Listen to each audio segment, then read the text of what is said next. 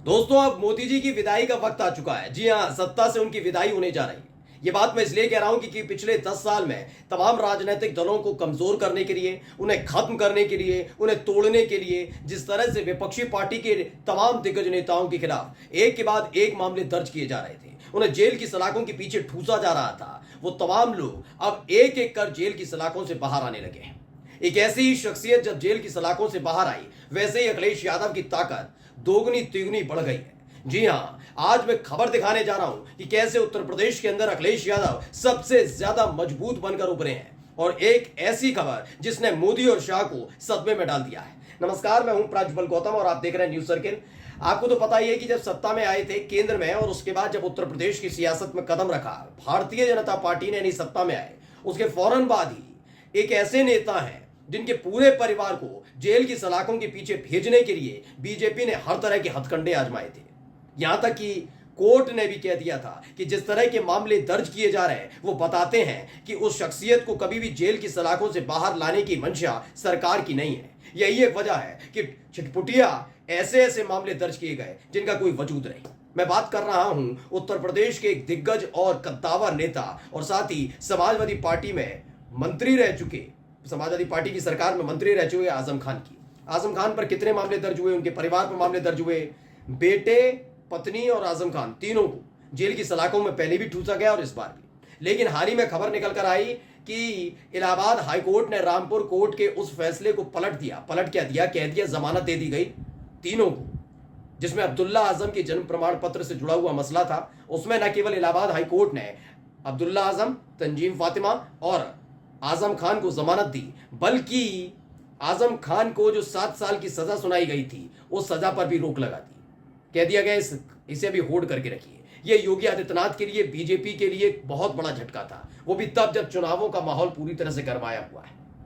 अब ऐसे में तंजीम फातिमा जेल की सलाखों से बाहर आ चुकी है। पहले कुछ वीडियोस दिखा रहा हूं, देखिए वीडियो देखिए। चेहरा मुस्कुरा रहा है, लोगों से बातचीत कर रही हैं। ये वीडियो बहुत सुखदाई भी है, और खास तौर पर तब जब महिलाओं के सम्मान में बीजेपी मैदान में तमाम तरह की बातें की जाए, और उन सब के बीच जब तरह तरह के मुकदमे लगाकर एक राजनीतिक परिवार को बर्बाद करने के लिए महिलाओं को भी ना बख्शा जाए। सोचिए, ये परिवार का बात करते हैं कि परिवारवाद, ये वाद वो वाद, लेकिन परिवार का दुख सुख कौन समझेगा। अब आप अंदाजा लगाइए, बस थोड़ा सोचिए, 4 जून को जब पूरी तरह से सरकार पलट जाएगी, और क्या ऐसे ही इनके परिवार के लोगों को, चाहे वो महिलाएं हों या बच्चे हों, उन्हें जेल में ठूसा जाए तो कैसा लगेगा। लेकिन खैर, शायद इंडिया गठबंधन ऐसा ना करे, समाजवादी पार्टी ऐसा ना करे, कांग्रेस ऐसा ना करे, लेकिन यह काम मोदी, शाह और योगी की सरकार में होता रहा। हाल ही में निकल कर आया कि तंजीम फातिमा को छोड़ दिया गया। अब आप कहेंगे आजम खान और अब्दुल्ला आजम को तो ये मिल गई जमानत, लेकिन दोनों अभी जेल में रहेंगे क्योंकि उन पर एक और मामला चल रहा है, और खास तौर पर आजम खान पर भी, उसमें भी जमानत उन्हें जल्द मिलने जा रही है। 29 तारीख को उनकी जमानत का था, वो जल्दी मिल जाएगी उनको। खैर, अब इन सब के बीच ये है कि तंजीम फातिमा बाहर आ गई है, और इसी ने टेंशन बढ़ा दी। टेंशन क्यों बढ़ाई है मैं आपको समझाता हूं।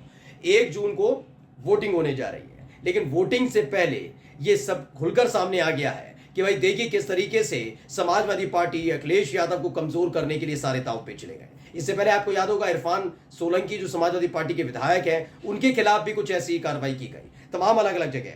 अशरफ हुसैन ने भी ट्वीट किया, क्या लिखा, आजम खान की पत्नी तंजीम फातिमा जेल से रिहा, लगभग 8 महीने बाद मिली रिहाई के जमानत पर बाहर आई है।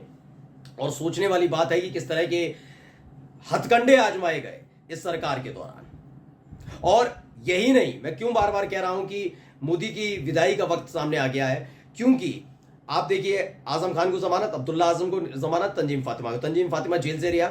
यही अरविंद केजरीवाल के साथ हुआ। अरविंद केजरीवाल जो दिल्ली के मुख्यमंत्री, उन्हें जेल में ठूसा गया, भी जमानत पर बाहर आ गए। संजय सिंह इससे पहले ही जेल से बाहर आ चुके हैं। अभी हेमंत सोरेन और मनीष सिसोदिया दोनों जेल की सलाखों के पीछे हैं। आजम खान जेल के पीछे हैं और सलाखों के पीछे हैं, और तो और अब्दुल्ला आजम है। लेकिन माना जा रहा है ये झटका बहुत बड़ा झटका है, वो भी तब जब लगातार हर तरह के दाव पेच चले गए, और इसी ने उत्तर प्रदेश में एक बार फिर से अखिलेश यादव की जो दबदबा है, अखिलेश यादव का जो वजूद है, उसे बढ़ाने का काम किया है इन तमाम मामलों ने। और जिस तरीके से एक के बाद एक मामलों में इन विपक्षी पार्टी के नेताओं को रिहा किया जा रहा है, जमानत मिल रही है, वो अपने आप में बहुत बहुत परेशानी वाली बात है बीजेपी के लिए, वो भी चुनावों के बीच छूट जाना। पहले से ही वो अरविंद केजरीवाल की जमानत मिलने के बाद से परेशान चल रहे थे, तमाम तरह के हथकंडे लगाना कि अरविंद केजरीवाल को जेल की सलाखों के पीछे छोड़ भेजा जाए। जैसे ही अरविंद केजरीवाल तीसरे चरण के वोटिंग के फौरन बाद जेल की सलाखों से बाहर आए,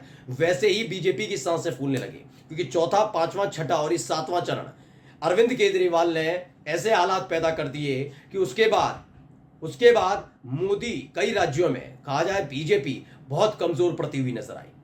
ऐसा नहीं है कि अगर तंजीम फातिमा, अब तो प्रचार हो नहीं रहा, आज वो बाहर निकल आई, प्रचार होगा नहीं, वो मंच पर नजर नहीं आएंगी, कोई बात नहीं, लेकिन ये बाहर निकलना, खबर लोगों तक पहुंचना, ये तमाम चीजें इस बात की तरफ इशारा करती हैं कि जो 1 जून को उत्तर प्रदेश की खास तौर पर 13 सीटों पर वोटिंग होगी, 13 सीटों पर जब वोटिंग होगी तो ये खबर लोगों के जहन में जरूर होने वाली है। क्योंकि कोर्ट ऐसा थोड़ी ना, इलाहाबाद हाई कोर्ट ने अपने मन से आया और छोड़ दिया, चीजें निकलकर सामने आएंगी किस तरीके से लोगों को परेशान किया गया। अब सोचिए 8 महीने तक इस देश की एक महिला तंजीम फातिमा, बस फर्क इतना कि वो विपक्षी पार्टी के एक बड़े नेता की पत्नी है, उसका खामियाजा उनको भुगतना पड़ा। मैं ये नहीं कह रहा हूं गलत है, सही है, ये कोर्ट देख रहा है, कोर्ट ने देखने के बाद ही उन्हें जमानत दी, लेकिन जिस तरह से उन्हें परेशान किया गया इस परिवार को, सोचिए बहस चोरी। आप मैं ये नहीं कह रहा हूं कि आप विपक्षी हो सकते हैं या आप हो सकता है बीजेपी के बहुत पक्षधर हो सकते हैं, मोदी शाह को पसंद करने वाले हो सकते हैं, लेकिन आप दिल और दिमाग से सोचिए, आजम खान से कभी इस बात का उम्मीद कर सकते हैं वो बकरी चोरी करने जाएंगे? लगता है कि चोरी लूटपाट करेंगे कहीं जाकर? नहीं ना। इसीलिए एक बार कोर्ट ने टिप्पणी भी की थी, खास तौर पर आजम खान के मामले में ही, कि जिस तरीके से 90 से 100 मामले उनके खिलाफ दर्ज किए गए थे, किताब चोरी, बिजली चोरी, बकरी चोरी और बहुत सारे तमाम मामले, तब भी कोर्ट ने एक टिप्पणी की थी उन पर। कोर्ट ने टिप्पणी करते हुए कहा था कि जिस तरह से एक मामले एक के बाद एक दर्ज किए जा रहे हैं, योगी आदित्यनाथ की सरकार की मंशा नहीं कि आजम खान या उनका परिवार जेल की सलाखों से बाहर आए, तब भी इन्हें शर्म नहीं आई। और अब देखिए, कम से कम 8 महीने बाद, पहले भी 1-1.5 साल रह चुकी हैं तंजीम फातिमा अपने बेटे अब्दुल्ला आजम और आजम खान के साथ जेल की सलाखों के पीछे। एक बार फिर से उन्हें ठूसा गया था किस बात को लेकर? जन प्रमाण पत्र को लेकर, मामले को लेकर, और अब 8 महीने बाद वो बाहर आई हैं। लेकिन ये चुनाव का रुख पलटेगा, यकीन मानकर चलिए, क्योंकि जरूर पश्चिमी उत्तर प्रदेश में आजम खान का दबदबा है, अच्छे खासा रसूख है, रामपुर अलग अलग इलाके में, लेकिन यह माना जाता है कि आजम खान उत्तर प्रदेश के भी एक बड़े मुस्लिम नेता के तौर पर जाने जाते हैं। और ये मुस्लिम मतदाता देख रहा है कि 3 तलाक से आज़ादी का जिक्र करेंगे आप मुस्लिम महिलाओं को अधिकार दिलाने की बात करेंगे, लेकिन किस तरह से एक मुस्लिम महिला को सिर्फ इसीलिए जेल की सलाखों में ठूसा गया क्योंकि उनका पति चुनौती बना हुआ था। यानी आजम खान चुनौती बने हुए थे मोदी शाह के लिए, योगी आदित्यनाथ के लिए उत्तर प्रदेश के अंदर, और यही एक वजह है कि 1 नहीं 2 नहीं कई मामले दर्ज किए गए। लेकिन 7वें चरण के मतदान से ठीक पहले जिस तरीके से तंजीम फातिमा बाहर आई हैं, वो अपने आप में बीजेपी के लिए बहुत बड़ा सेटबैक है। तंजीम फातिमा की रिहाई, मतलब जमानत पर बाहर आना, ये बहुत बुरी खबर बीजेपी के लिए होने जा रही है। लेकिन इन सब के बीच अखिलेश यादव की मजबूती के लिए ये सीधा और साफ संकेत है। नमस्कार।